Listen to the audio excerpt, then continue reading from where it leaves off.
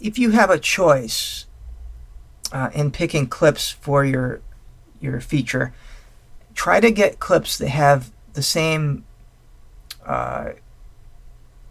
color temperature, the same levels, and also the same audio. And so if you have a clip that's very dark, that you can't see, that's shaky, the audio is really quiet, and you also have another clip that is good levels, good color.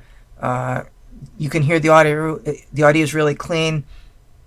So kind of make your judgment based on that. If you have a clip that would take a ton of work to get ready, and then you have just an average clip next to it, I would choose that.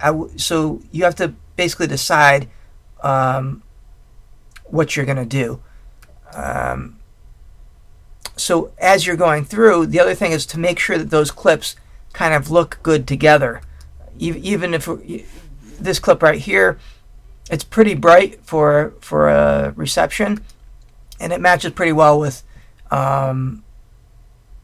this photo session clip. So because the clips in your feature are going to go together, it's a good idea to have that big picture mentality, and realize that some clips from certain sections won't work as well together as other ones.